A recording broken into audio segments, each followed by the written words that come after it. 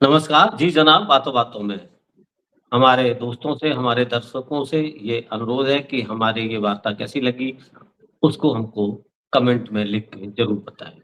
आज हम बात करेंगे कॉकरोचों पर। कॉकरोचों मतलब कॉकरोच पार्टी, कॉकरोच जनता पार्टी। आपको पता होगा कि हाल ही में जब भारत के देश के CJI chief justice of India Suryakant ji ने जब एक केस के सिलसिले में ये कहा कि बेरोज़गार लाइक कॉकरोच, ये बेरोज़गार कॉकरोच की तरह हैं। उसके बाद से हनागुनों ने इस पे बाद में सफाई भी दी। उसके बाद से देश में बड़ी हलचल पैदा हो गई और इसका नतीजा ये हुआ कि इधर-उधर सोशल मीडिया पे बहुत तरह-तरह की बातें होने लगी। सीजेआई को भी बैकफुट पे आना पड़े और उन्होंने इस मसले पे अपनी सफाई भी दी कि मैंने फर्जी डिग्री वालों को इस तरह से कहा था, मेरा उद्देश्य युवाओं को ठेस पहुँचाना नहीं था, मैं उनका बड़ा सम्मान करता हूँ। लेकिन हिंदुस्तान के एक युवा ने अभिजीत दीपके जो कि बोस्टन यूनिवर्सिटी में पढ़ रहा है, उसने 16 तारीख को 15 तारीख की ये घटना है, 16 तारीख को ही 16 मई को ही अपने सोशल मीडिया हैंडल पर एक कॉकरोच जनता पार्टी का एक इंस्टाग्राम प्लेटफ़ॉर्म बनाया, ट्विटर प्लेटफ़ॉर्म बनाया, फेसबुक प्लेटफ़ॉर्म बनाया और उसको लॉन्च कर दिया, कॉकरोच जनता पार्टी। वो एक ये कहिए सटायर था, मस्खरेपन में था, क्या था? ये तो बाद में रिज़ल्ट आने पे पता चला या अब सफाई आ रही है, अस्पष्ट था। लेकिन उसकी गति जिस तेज़ी से बढ़ी, पहले ही 2 दिन में 10 मिलियन और उसके बाद आज 7 दिन में 20 मिलियन यानी 2 करोड़ से ज़्यादा इंस्टाग्राम के फॉलोवर आ गए, हो गए। सरकार के कान खड़े हुए और देखते-देखते 2 दिन पहले यानी कल परसों उनका उस पार्टी का या अभिजीत दीपकी ने जो उनका ट्विटर हैंडल था, उसको बैन कर दिया हिंदुस्तान में। और उसके बाद अब ये स्थिति आ गई है कि सरकार इतनी घबराई हुई है कि सुनने में ये आ रहा है कि महाराष्ट्र में उनके पिताजी और माताजी को धमकियाँ मिल रही हैं, वो परेशान हैं। वो कह रहे हैं मेरा बेटा तो पढ़ाई के लिए मैंने कहा था वो पढ़ने वाला है और मैं तो चाहता हूँ कि वो सर्विस में जाए। हम कोई राजनीतिक परिवार से नहीं है, ना राजनीति से हमारा लेना-देना है। हालाँकि वो स्वीकार करते हैं कि अभिजीत दीपके जब आम आदमी पार्टी बन रही थी, तो उस समय सोशल मीडिया हैंडल वो देखते थे और उस पे वो काम करते थे, लेकिन उसके बाद वो पढ़ाई में व्यस्त हो गए। तो स्थिति ये है लेकिन एक चीज़ ये तो समझ में आ गई गोयल जी कि सरकार अपने तरफ उठने वाली हर आवाज़ को बर्दाश्त नहीं कर पाती है और हर रोज़ को वो दबा देना चाहती है। ऐसे ही कुछ कॉकरोच जनता पार्टी के मामले में हो रहा है। ऐसा लग रहा है अभी कोई पार्टी नहीं है, कोई कहीं पे वो रजिस्टर्ड नहीं है, उनका कोई संगठन नहीं है। वो अभी करेंगे क्या? वो तो एक सटायर है, एक सोशल मीडिया पे उन्होंने उसका नाम लिख दिया है। लेकिन ये इस बात का द्योतक है कि इतनी बड़ी संख्या में लोग जुड़ रहे हैं, इससे लगता है कि लोगों में रोष है, लोगों में संतोष है, सरकार के लोग खिलाफ हैं और ये एंटी इनकम्बेंसी है, इसमें कोई अब दो राह नहीं है। तो क्या कहेंगे गोयल जी आप? देखिए, आज के जो आपने कॉकरोच जनता पार्टी के बारे में बात करी, है कि युवा इतना ज़्यादा दिग्भ्रमित है, इतना परेशान है अपने भविष्य को लेकर। देश में हर जगह भ्रष्टाचार, अपराधियों का बोलबाला और संस्थाओं की मनमानी, इन सब चीज़ को लेकर सबसे ज़्यादा उसको निराशा हो रही है। जो संवैधानिक संस्थाएँ इन सब चीज़ों को कंट्रोल करने के लिए होती हैं, वो सब बिल्कुल अपने पथभ्रष्ट हो चुकी हैं। आप बेरोज़गारी की बात सुनना पसंद नहीं करते हैं, एजुकेशन की बात पे आप चर्चा नहीं करना चाहते हैं। सबसे बड़ी बात तो ये है कि युवा लोग कहाँ जाकर अपनी बात करें? ऐसे में बेरोज़गार जो शिक्षित युवा होते हैं, उनको सिर्फ़ हमदर्दी के 2 बोल भी अगर किसी के सहारे मिल जाते हैं, तो वो उनका अपना मुरीद हो जाता है। यही वजह है कि जब कॉकरोच ने कॉकरोच जनता पार्टी ने अपना एक मीम इंस्टाग्राम या ट्विटर पे डाला, तो लोगों को लगने लगा कि ये सब जितनी पुरानी पार्टियां हैं, ये सिर्फ लोगों को जुमलेबाजी करके अपनी सरकार बना लेती हैं, चाहे वो कांग्रेस हो, चाहे भारतीय जनता पार्टी हो। तो इस वजह से थोड़ी-सी हमदर्दी या सहानुभूति जहाँ से उनको मिलने की उम्मीद होती है, वो उनसे लगातार जुड़ते चले जाते हैं। कॉकरोच जनता पार्टी की बात करें, तो एक तो ये युवा है, 20-30 साल का लड़का, एक साफ-सुथरी बात करने की बात कर रहा है। एक अपना संविधान बनाने की बात कर रहा है, पार्टी का ये संविधान होगा। आजकल की तरह नहीं है कि कोई भी रिटायर्ड जज आया उसको राज्यसभा से भेज दिया गया। उनने अपने संविधान में ये लिखा है कि किसी भी ऐसे व्यक्ति को जो संवैधानिक पद पे बैठा होगा, उसको हम पार्टी से अपने जोड़ नहीं, उसको कोई दायित्व नहीं दिया जाएगा ऐसा, या उसको राज्यसभा या लोकसभा नहीं भेजा जाएगा।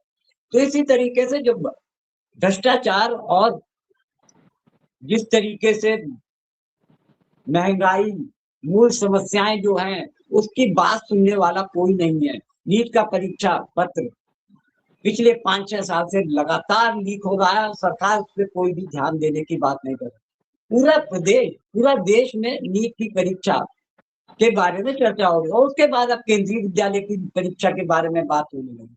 मतलब जहाँ हाथ डालिए वहाँ भ्रष्टाचार नजर आ रहा है। ऐसे में युवा अपने भविष्य को लेकर इतना चिंतित है कि वो करे क्या? कोई सुनने को तैयार नहीं, नक्कार खाने में तूती की आवाज़ कौन सुनता है?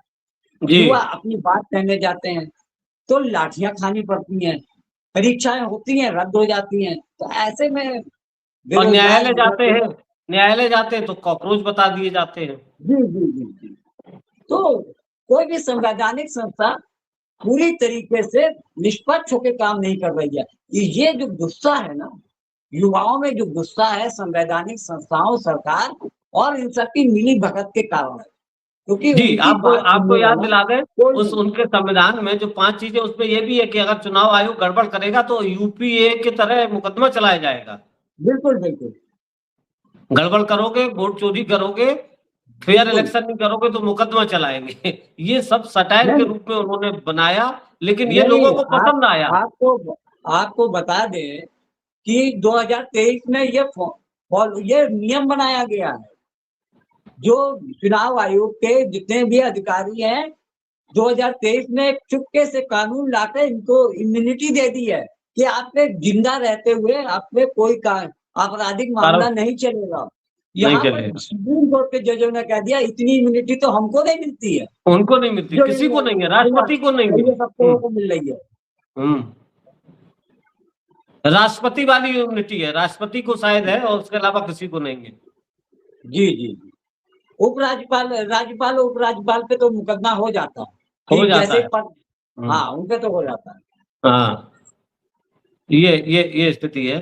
और वही दूसरा घटनाक्रम अभी आया, मोदी जी सबको यहाँ संभाल के बोले विदेश यात्रा ना करो, सोना नहीं खरीदो, तेल पेट्रोल कम खर्च करो, इवन खाद्य तेल भी कम खाओ, आधा खाओ, 50% खाओ। उसके बाद 5 देशों की यात्रा पे निकल गए गर्मियों, और वहां से लौट के आए ऐसो आराम करके, घूम फिर के, हा हू करके। आजकल बड़े मीम बन रहे हैं। पहली तो हुँ। दुर्घटना हो गई नॉर्वे में, क्योंकि उनको आदत नहीं है प्रेस का सामना करने का। वहां भी उन्होंने पूरे पुख्ता इंतजाम किए थे कि कोई भी ज्वाइंट प्रेस नहीं होगी वहां के राष्ट्राध्यक्ष के साथ, वहां के प्रधानमंत्री के साथ। लेकिन जैसा कि वो प्रेस फ्रीडम में नंबर 1 है और वहां ये है नहीं, इतने के बावजूद भी वहां के एक पत्रकार ने उनसे सवाल कर दिया कि आप दुनिया की सबसे फ्रीएस्ट प्रेस का सवाल क्यों नहीं लेते? तो बड़ा बखेड़ा हो गया। वहाँ के अखबारों ने छापा, हिंदुस्तान में यहाँ के मीडिया को मिर्ची लगी, वो पत्रकार की ही नानत-बनानत करने में लग गए। लेकिन मैसेज तो चला गया था, पूरे वर्ल्ड में चला गया था। और हमारी जो चीज़ है कि हम प्रेस फ्रीडम में 157 नंबर पे, वो भी सब उजागर हो गया। जो लोग नहीं जानते थे, आप जानते थे, जो लोग नहीं जानते थे, वो भी जान गए। वो भी जान ये गए। एक चर्चा हो गई। प्रेस फ्रीडम क्या होती है, ये लोग जानने लगे, ये भी जान गए। तो ये भी हुआ। कैसे देखते हैं आप इसको? फिर उसके बाद वहाँ गए इटली, तो वहाँ पे जो मेलोडी गिफ्ट की, उसमें बॉडी लैंग्वेज कैसे ऐसी है, उसमें देश में ही नहीं, मैं देख रहा हूँ विदेशों में भी मीम बन रहे हैं, क्योंकि इंस्टाग्राम में तो अब सभी लोग हैं। मैंने ऐसे कुछ मीम्स देखे जो विदेशी बना रहे हैं, यानी कि जी, आप उसको आपको अच्छे से नहीं ले रहे हैं। देखिए अब हिंदुस्तान की मीडिया की बात करना तो अब तो ऐसा लगता हुँ, है कि मीडिया नाम की चीज़ इंडिया में है ही नहीं। मीडिया के जो एथिक्स होते हैं, वो इसमें वर्तमान जो प्रोफेशनल, जो कहा जाए कि एस्टैब्लिश्ड मीडिया हाउसेस हैं, उन्होंने तो मीडिया मतलब जर्नलिज्म करना ही छोड़ दिया। उन्होंने तो कसम खा रखी है कि हमको केवल मोदी जी की सेवा में लगे रहना है, जितना वो कह दें उतना बोलना है, जैसा कह दें वैसे ही बोलना है। तो अब वो इनको पत्रकार कहना पत्रकारिता की ये बहुत ही शर्मनाक बात होगी। और विदेशों में पत्रकारिता आज भी जिंदा है, चाहे वो यूएसए के जो प्रेसिडेंट है ट्रम्प हो, वो भी अपनी मीटिंग से अपनी प्रेस कॉन्फ्रेंस में सवाल लेते हैं, भले ही जवाब ना दे लेकिन सवाल लेते हैं। और विदेशों में लोग चलते चलते सवाल पूछ लेते हैं, चाहे प्राइम मिनिस्टर हो चाहे प्रेसिडेंट हो, वो चलते चलते लोग पत्रकार सवाल पूछ लेते हैं और उनकी बातों का पूरी तरीके से सम्मान भी होता है। जैसा कि आप कह रहे हैं कि आपको नॉर्वे वगैरह में, ओस्लो में जहाँ पे ये गए, वहां पे पत्रकारिता चरम पे है। जी, वो जहाँ की इंडेक्स पे, वो जो प्रेस फ्रीडम इंडेक्स दुनिया भर की है, उसमें जी नंबर 1 पे है। बिल्कुल बिल्कुल। तो वहाँ पत्रकारिता की तो महत्वता आप है, ये बिल्कुल, नहीं तो कि आप सिर्फ कैसे निजी उम्मीद मीडिया कर नहीं सकते है। हैं वहाँ कैसे बच सकते हैं आप प्रेस से? ये तो पूरे पुख्ता इंतजाम हालांकि किए गए थे, लेकिन फिर भी सवाल खड़ा हो ही गया, सवाल तो चला ही गया। और उसका बिल्कुल ट्विटर हैंडल भी बंद है भारत में, उसका ट्विटर हैंडल भी इंडिया में बंद कर दिया गया, जैसे कॉकरोच पार्टी कर दिया गया। जी जी जी। तो मेरा मानना ये कि आप आवाजों को या अपनी तरफ उठने वाले अनरेस्ट को, जो निकलना चाह रहा है, जो वेंट आउट होने चाह रहा है, उसको रोकिए मत, उसको होने दीजिए। तो इससे आपको मदद मिलती है भाई। प्रेस से मदद मिलती है, आपको उजागर होती हैं चीजें। आप उनको उनको देखिए कि वो प्रेस क्या है, जनता का थर्मामीटर होता है। जनता में उठने वाली आवाज, जनता की हरकत, जनता की करवट, वो आपको बताता है। वो आप उससे सबक लीजिए। आप दबाने से आपको कुछ थोड़ी मिल जाएगा। तो ये है। उत्तर प्रदेश में भी काफी हलचल हुई, जैसे हम लोग अभी डिस्कस किए थे पिछली बार, INDI गठबंधन के किसका क्या होगा, कैसे होगा। तो यहाँ भी हलचल है। यहाँ पे आपको पता ही है, यहाँ पे भारतीय जनता पार्टी की सरकार है, प्रमुख दल समाजवादी पार्टी है जो उससे टक्कर लेता है। और पिछले चुनाव में राहुल गांधी और अखिलेश यादव, कांग्रेस यानी समाजवादी पार्टी ने चुनाव मिलकर लड़ा था, उसके परिणाम भी अच्छे मिले थे। फिर दो नेता मायावती से मिलने गए थे, मायावती मिली नहीं। तो इसके पीछे क्या लगता है आपको, क्या है ये मतलब? उसके बाद बड़ी फिर आगे भी चीजें आई कि ये क्यों गए थे, बड़ा मीडिया में उठापटक होने लगी, तो सफाई आने लगी। आखिर है क्या ये पूरा मामला? देखिए, वैसे तो यूपी की राजनीति के बारे में अच्छी तरीके से मालूम है आपको कि वहाँ पे भारतीय जनता पार्टी और समाजवादी पार्टी के बीच में ही टक्कर रहेगी। जी। कहने के लिए मायावती बसपा का कह सकते हैं 2-4% वोट उनका पास है। अब कांग्रेस और समाजवादी पार्टी फ्रंट पे न आकर, वो नहीं चाहते हैं कि बसपा बीजेपी के साथ में रहे। वो इनडायरेक्टली इनको अप्रोच कर रहे हैं। कहते हैं कि अनऑफिशियली लोग अपने अपने निजी स्तर पे पहुंच गए। अगर बात बन जाती तो कहते थे तो भाई नेतृत्व चाहता था, उन्होंने बात की अपने दूतों के जरिए और बहन जी मान ली। उनको मालूम है कि इसका निगेटिव अगर आएगा तो लोग कहेंगे कि नेतृत्व ने गलत जगह हाथ डाल दिया। अब बात ये हो गई कि जो सांसद हैं तनुज पूनिया और राम प्रकाश राजेंद्र प्रताप गौतम, जो कि हम्म। वो इसके पिछड़ा वर्ग के अध्यक्ष हैं, तो उनको आगे कर दिया।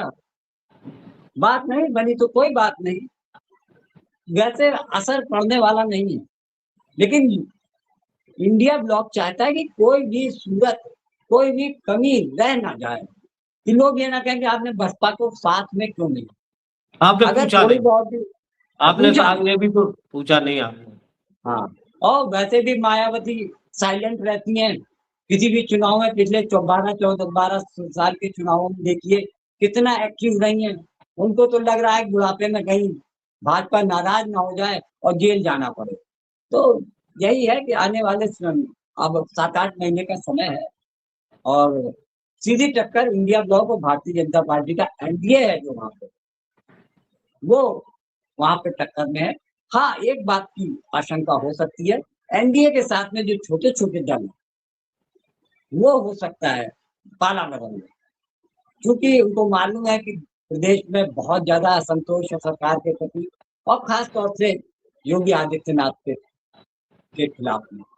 उनके डिप्टी सीएम ही एक सुर में नहीं बोलते हैं, सरकार कुछ कहती है, डिप्टी सीएम कुछ और कहते हैं। कई मामले हैं जिसको लेकर सरकार की किरकिरी हुई, चाहे वो आपका जो बाबा थे फिर वो आपके जो शंकराचार्य, हाँ, शंकराचार्य जी, तो उनका मसला भी है और अंदर ही अंदर आग सुलग रही है। अब कब ये बम विस्फोट हो जाए, कोई बड़ी बात नहीं है।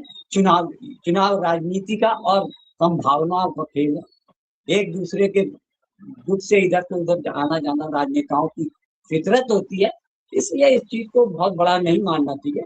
ये मान के चलिए कि परिवर्तन की लहर दिख रही है, लेकिन कितनी तेज़ी से उठेगी, ये अब आने वाला समय 6 महीने का जी, समय बहुत कीमती है। जी, मैंने 2024 का चुनाव देखा। मायावती पहले ही कह देती हैं मैं तो चुनाव अकेले हमारी पार्टी अकेले चुनाव लड़ेगी, वो पहले ही ऐलान कर देती हैं और अभी भी फिर किसी दिन वो प्रेस के माध्यम से ये फिर कहेंगी कि हम तो अकेले ही चुनाव लड़ेंगे। तो ये उनकी फितरत है और वो चुप बैठी है, वो सब पता है कि वो क्यों चुप बैठी हैं। बिल्कुल सही कहा आपने। लेकिन आपको बता दें कि पिछले चुनाव में जो अखिलेश का पीडीए है उसमें ये जो दलित है, जो डी है, ये वोट अखिलेश को मिला था क्योंकि सब जान गए थे कि मायावती चुप क्यों बैठी हैं, ये दलित भी जान गया था और वो उसके अंदर भी गुस्सा था, वो वोट ट्रांसफर हुआ था। और कांग्रेस का साथ रहना भी अखिलेश को यादव को समाजवादी पार्टी को फ़ायदा पहुँचाया था, इसमें कोई शक नहीं। तो ये स्थिति है उत्तर प्रदेश की राजनीति की, तो मायावती का तो ऐसा रह ही रहा है, वो क्यों चुप हैं ये अब उनका मतदाता भी जान रहा है। तो यही बातें हैं, बातों-बातों में। जी जनाब, आज के लिए इतना ही, कल फिर हाज़िर होते हैं, अन्य मसलों को लेके। नमस्कार, बहुत-बहुत धन्यवाद गोयल जी, नमस्कार।